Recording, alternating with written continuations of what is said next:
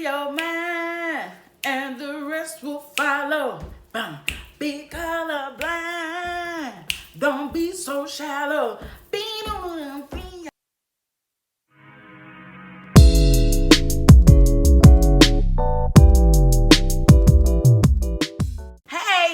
Hey, what's up, Facebook, YouTube, Instagram, and Snapchat. It's your girl, Keita Boo, with Keita Keys to Living Through It. If you are new here, hello and welcome. We're happy that you came.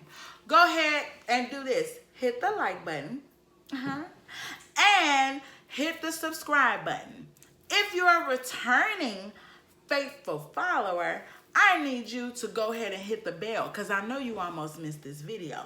If you hit the bell, it will give you notifications to when we have new videos. By the way, to my ladies, go ahead and check out my video reviewing the Kiss Glam Fantasy press-on nails. Okay, so I made a post on my social medias basically asking my faithful followers to give me a topic that they would like to hear on the channel. So I got a lot of responses, and it was unanimous for one particular subject, which I feel like is going to be a little difficult for me because I'm still learning, but I'm willing to give what I got. Okay, so the topic was about balance. It was so many responses asking, how do you balance being a new wife, being a mom, your church, your purpose and ministry, and also your own personal goals, your own personal life. So I think that this has become a new thing for me. I don't think before I did have a good balance. Somewhere something was always lacking, so I think this is another reason why I feel like this quarantine has been a blessing in disguise, because it has really opened up my eyes and opened up my family to conversations and discussions about what each one of us feel like we're missing and what we can do to make it better. So I would definitely suggest that you make sure you have open communication. If you are married, have that communication with your spouse. If you have children, have that communication with your children. And you also need to have that communication with yourself, because, by the way, about balancing, my children are in the room and their electronics are going off. You also need to have that conversation with yourself, because you need to know you. What are your goals? What is your passion? What are your desires? What is your purpose? You need to be having a conversation with God. If you believe in God, you need to be having that conversation as to what am I supposed to be doing in this life? I always have lived by this song that my mom used to sing, and the words were, if I can help somebody as I travel along, if I can cheer somebody with a word or song, if I can show somebody that they're going down the wrong path, then my living will not be in vain. And that's my purpose. My purpose is to, as it is deposited into me, is to deposit it into others, and things and situations and subjects that others might not be open to talking about. God placed it in my spirit to be an open book. And that doesn't mean that you're going to come to the channel and get teased, but I'm here for it. Come on. But it just means that we can have discussions that people won't necessarily always be honest about, okay? So let's start with number one. The first thing is, when it comes to children, because I've been a mother longer than I've been married. So I had my children young. I had my first daughter when I was 19, okay? And then my son when I was 20. I think I had just turned 21.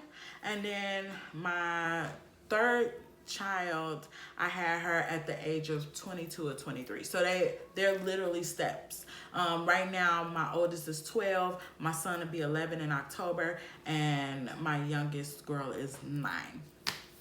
So I don't think I've had a healthy balance.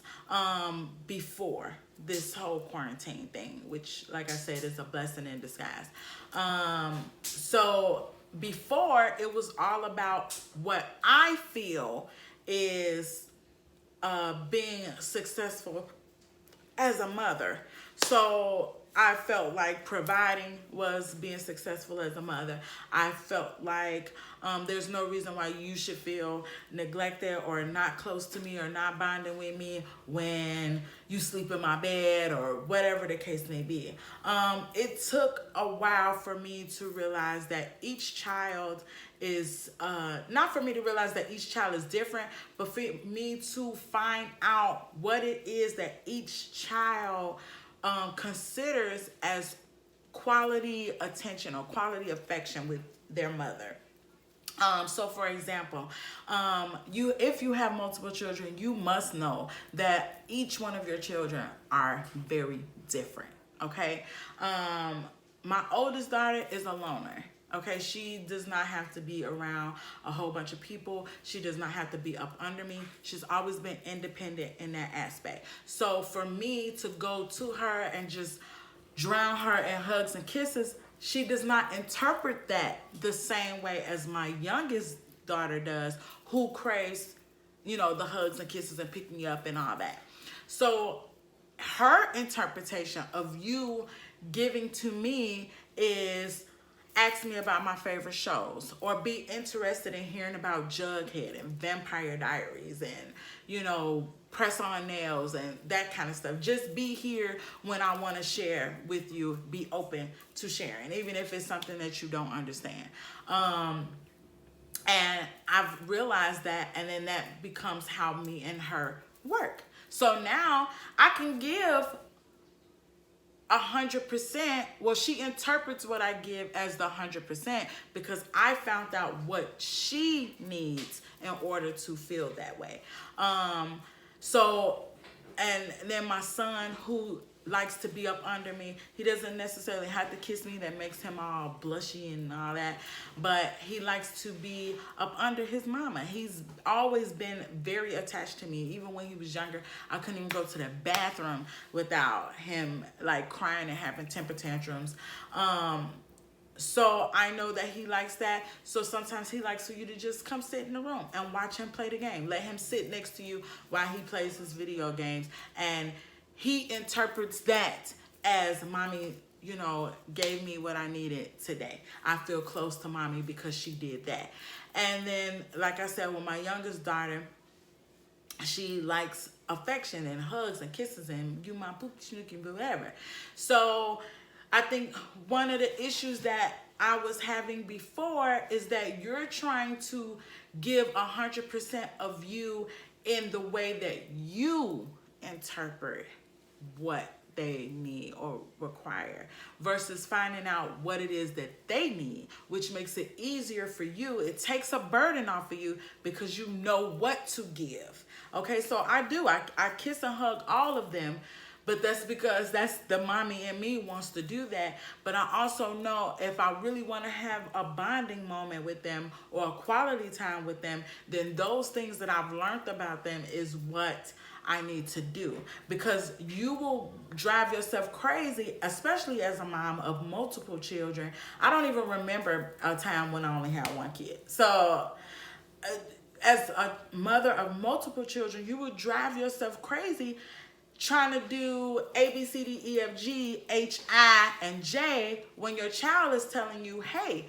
if you just do these two things, I like that. I'm good with that. So have an open communication with your children to find out what it is that they need from you. What is it that they like? Learn their personalities. I got two girls, but they are very different. One is a lot more girlier than the other. The other one likes nails and stuff too, but she's not as pretty as the youngest one. So you have to know what their personalities is, and it will help you a lot in trying to give yourself to your children. So the next one was marriage.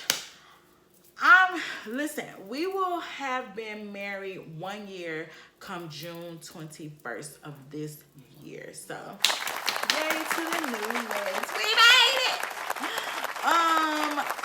still, this is everything, motherhood and marriage, kind of like one in one, because I am still learning daily how to how to give love to my husband. And if you guys have never heard of love languages, you really need to look that up, because that will help you a lot in any relationship, but especially in marriage, because there are spouses who, just like your children, like we said, they require different things. They require different things. My love language is hugs and kisses and affection and physical touch. Affirmation definitely is one, which is, a lot of compliment, or you telling me, that I did a good job, or whatever, you like my video, whatever. And acts of service, acts of kindness, or whatever. So like, maybe you cleaning the kitchen without me having to ask, or you took the garbage out without me having to remind you, or whatever. So those are the things that show me love and time and affection. And so I have to learn what my spouses are, so that he feels that I have given him my 100%. Okay, so instead of doing all of these other things, because you can do, like I said, with your kids, you could do a million things. If that person does not interpret that as you connecting with them, then you're gonna drive yourself crazy. Then you're gonna feel like there's no balance, no ending point, no satisfaction, no finish line. So love languages, definitely. I try to make sure when it comes between spending time with my husband and spending time with my children, I try to make sure, okay, well, today if I'm having a lazy day and I want to stay in the room, then obviously my husband would get most of that, because he's in the room too. And then I allow moments where, okay, I'm being lazy, everybody come in here, y'all could jump in the bed, hug me, kiss me, whatever, blah, blah, blah, blah, blah. So you still have to incorporate them in anything that you're doing. I know babysitting could be very rough sometimes, but you definitely need to have still alone time to be adults, to be to bond with each other without the responsibility of the children. So a day or two, a date night, just to enjoy each other, to be able to openly say things or express yourselves in ways that you might have to monitor when you have the children around. Also, with balancing yourself between the children and your marriage, is just also knowing that each spot requires something different from you. Okay, so there's a level that you have to be on to give that attention and time and space for your children, and then there's an adult level that you have to be on to give that time and attention and space to and making sure that you understand what it is that your spouse needs to feel connected to you. Okay, as far as yourself, as myself, what do I do to give balance to myself, give attention to myself? I need my love from myself. Again, the quarantine has been a blessing in disguise.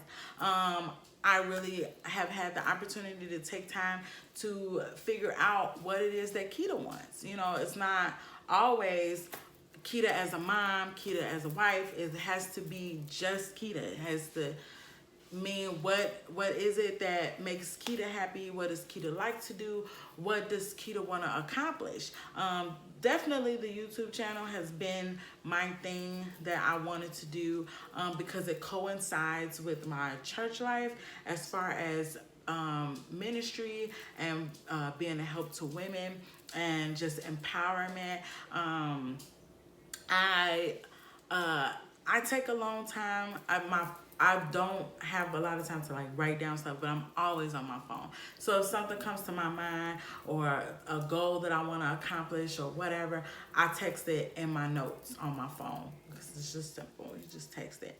And then I give myself time to do that. And if I don't accomplish it right away, because that's how I thought I was gonna feel when I turned 30, because I wasn't married at 30, and there was some things that I hadn't done that I had stated I wanted to accomplish, and I literally almost like put myself in a depressive state instead of realizing all the things that I did accomplish by the time I was age 30, and not beating myself up for the stuff that I didn't quite hit yet. So that's where I'm at with that. Like, I know I eventually want to be obviously monetized. Everybody wants to do that with their YouTube.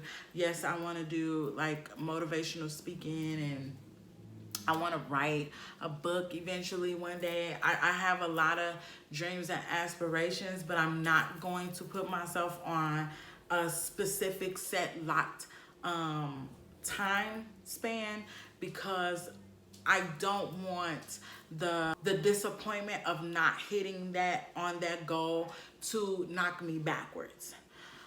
So I'm just keeping a positive mind with what I'm trying to do for myself. But you definitely have to have that time for yourself to get to know yourself. You're gonna always be changing. I'm not the same Keita I was at 30. I'll be 33 this year, so there are differences at 33 than there was at 30. Just like at 30, I'm not how I was at 21. So you have to spend that time with yourself to get to know you. How can you tell somebody how to love you? How can you give to your children without first knowing you? And for my moms who got multiple kids and it's not a lot of time in the day to have a long time, find it. Like, literally the bathroom is my alone time. That's where nobody's gonna bother me now at the age that they are. So I will be in the bathroom. I'll just sit there, think, process things, read things. I'm always researching, especially stuff about couples and stuff like that. So find your alone time. Maybe it's in the laundry room because you know your kids ain't gonna help you with the chores. Go in there. You know, like, you gotta find your space. Even if it's 15 minutes after you done put them down to sleep and you finally got a quiet house to really think or write or whatever, take that time. Take that time. Well, I think my personal and church kind of like mesh together because part of the goals that I have personally also have to go with my faith and my beliefs and everything. I think back in the day there was not a lot of balance. When I was younger, we were church. There was no family vacations and stuff like that because we did everything with the church. We traveled with the church. There was always 4 and 5 services on one day and revivals, and I promised myself that I would not do the same thing with my children. So yes, even though I have responsibilities at my church, if it's something that my husband really wants to do or he wants to go out of town, then I have to let whoever I need to let know, hey, I'm going out of town. I won't be here. And learning to say no is definitely a key to having some type of balance, because I know people who are, I don't want to say that they're afraid. They don't have the, not the guts, but just the courage to stand up for what it is that they want to do and what it is that they feel they need at the time. So how do I balance? It's a work in progress every day. Every day is different. Every day you give more to one thing than you do to the other. But you have to find it. You have to find what works for you. What works for me might not always, might not be right for your house. It also depends on the amount of children you have, your children's personality, your spouse's personality. But you must find the balance. Find your time to read. They got virtual books that that will audio play the book so that you don't have to sit and really spend time focusing on pages. You can listen to it while you washing dishes, while whatever your daily chores is. Do that. Find that space. Find those articles about the topics that you have questions about. It works. For my people who had asked about like relationship questions, how did I know my husband was the one? Go ahead and check out the video above.